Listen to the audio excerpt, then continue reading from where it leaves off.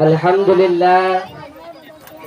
لله رب العالمين نحمده ونصلي على رسوله الكريم أما بعد فأعوذ بالله من الشيطان الرجيم بسم الله الرحمن الرحيم إنك لعلى خلق عظيم. میرے محترم بزرگوں اور دینی بھائیوں، السلام علیکم.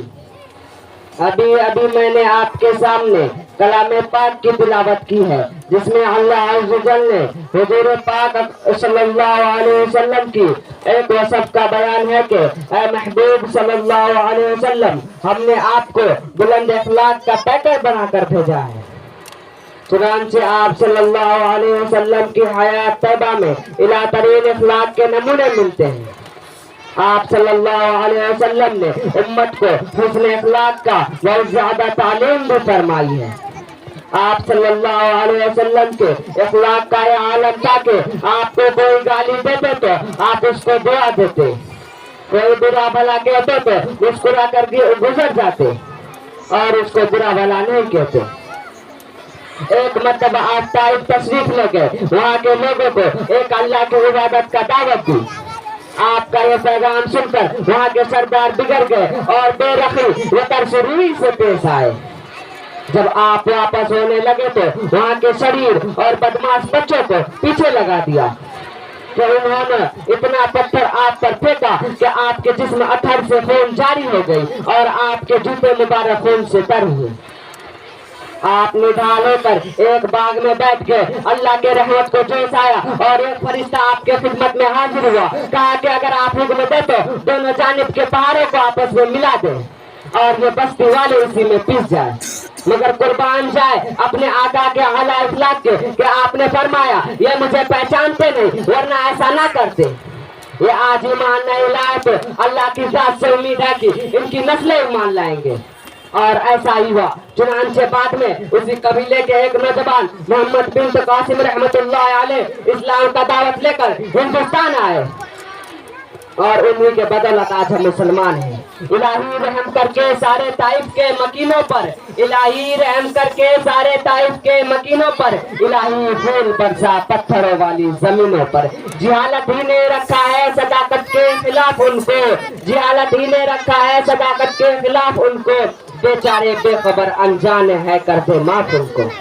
اسی طرح ایک بڑھیا کا واقعہ ہے کہ روزانہ آپ کے اوپر اڑا کر پھینک دیتی تھی مگر آپ کچھ نہ کہتے، خاموشی سے گزر جاتے. ایک دن وہ بیمار پڑی تو آپ نے اس کے بارے میں دریافت کیا. بیماری کی خبر پا کر آپ خود اس کے عیادت میں تشریف لے گئے. دنیا نے جب آپ کو اپنے پاس دیکھی تو رو رو کر معافی مانگی اور اسی وقت ایمان اسلام میں داخل ہو گئی. آج دشمنان اسلام نے یہ غلط خبر پھیلا رکھی ہے کہ اسلام تلوار کی زور سے پھیلا ہے، مگر حقیقت تو یہ ہے اسلام حسن اخلاق سے پھیلا ہے. ایک حدیث میں آقا صلی اللہ علیہ وسلم فرماتے ہیں کہ جس کا مفہوم یہ نہیں کہ مفلس وہ ہے جس کے پاس روپیہ پیسہ ہو، مال و دولت ہو، بلکہ مفلس وہ ہے جو قیامت کے دن بہت ساری نمازیں، روزے، زکوٰۃ، حج، تلاوت و تسبیح کا ذخیرہ لے کر حاضر ہوگا، مگر کسی کو گالی دی ہوگی، کسی کو برا بھلا کہا ہوگا، کسی کا حق دبایا ہوگا، اس نے جو لوگوں کا حق مارا تھا اس کے بدلے میں اس کو ان کو نیک اعمال دے دیے جائیں گے اور اتنا ہی نہیں ان کے تمام نیک اعمال ختم ہو جائیں گے. یہ حدیث ہم کو اس بات کی طرف متوجہ کرتی ہے کہ ہم بندوں کے ساتھ حقوق اور اپنے اخلاق و معاملات کا بہت زیادہ خیال رکھیں اور اپنی ذات سے کسی کو تکلیف نہ ہونے دیں. جہاں تک ہو سکے بھلائی کرنے کی کوشش کریں تاکہ ہمارے نیک اعمال ہمارے پاس محفوظ رہے. اگر کسی کو ہم سے تکلیف ہی پہنچ جائے تو فوراً اس سے معافی مانگ لے کہ زندگی کا کوئی بھروسہ نہیں، کب موت آ جائے اور ہم معافی بھی مانگ نہ سکے. اللہ سے دعا ہے کہ اب تک ہم نے لوگوں کے ساتھ جتنا بھی بد اخلاقیاں کی ہیں اس کو معاف فرمائے اور ہم کو معافی مانگنے کی توفیق عطا فرمائے اور آئندہ سے یہ عزم کرے کہ ہم کسی کے ساتھ بد اخلاقیاں نہیں کریں گے. اسی چند باتوں کے ساتھ میں اپنے تقریر کو ختم کرتا ہوں. وآخر دعوانا الحمدللہ رب العالمین. ماشاءاللہ. اخلاق سے کھینچی جاتی ہے، اخلاق سے کھینچی جاتی ہے، سینوں میں اتاری جاتی ہے. توحید کی میں ساغر سے نہیں نظروں سے پلائی جاتی ہے۔ دونوں جہاں کی کامیابی گر تجھے درکار ہے، دونوں جہاں کی کامیابی گر تجھے درکار ہے، اس کا دامن تھام لے جس کا محمد نام ہے۔ موصوف نے طائف کا واقعہ پیش کیا۔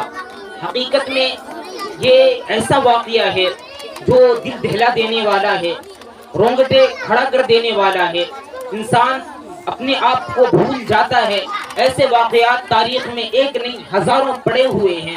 آقا علیہ الصلوۃ والسلام کے ساتھ، نبی صلی اللہ علیہ وسلم کے ساتھ طائف میں جو واقعہ پیش آیا، جسے دیکھ کر فرشتے رب کریم کے دربار میں جاتا ہے، کہتا ہے اے پروردگار مجھے برداشت نہیں ہوتا۔ ہواؤں کے فرشتے حاضر ہوتے اور عرض کرتے ہیں یا رب کریم مجھے برداشت نہیں ہوتا، آپ کی حال مجھے برداشت نہیں ہوتی۔ آخرکار ہواؤں کے فرشتوں کو حکم ہوتا ہے کہ جاؤ جس طرح بھی ممکن ہو میرے محبوب کی تسلی کا سامان کرو۔ ہواؤں کے فرشتے حاضر ہوتے اور عرض کرتے ہیں یا رحمت للعالمین اجازت دیجئے کہ ان بدبختوں کو پیس کر رکھ دے۔ پہاڑوں کے فرشتے حاضر ہوتے اور عرض کرتے ہیں یا رحمت للعالمین یا رسول اللہ صلی اللہ علیہ وسلم اجازت دیجئے کہ ان کے گھروں پر ایسی آندھیاں چلا دی جائیں کہ ان کی نسلیں اکھڑ جائیں۔ لیکن ذرا نبی علیہ السلام کا کلام سننا۔ آقا حبیب فرماتے ہیں صلی اللہ علیہ وسلم اے فرشتے میں ان کے حق میں کیوں قہر الہی کی دعا مانگوں؟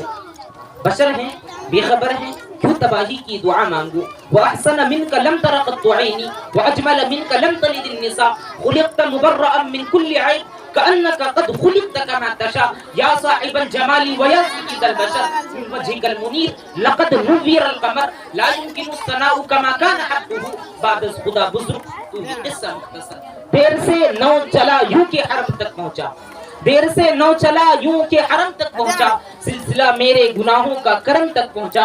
تیری معراج تو محمد خدا ہی جانے، تیری معراج تو محمد خدا ہی جانے، میری معراج کیے میں تیرے قدم تک پہنچا۔ اب لیجئے آپ کے مابین میں نیشا پروین کو مدعو کرنے جا رہا ہوں کہ میرے وطن کے لوگوں گیت کے اوپر کہ موصوفہ نیشا پروین شعر کے ساتھ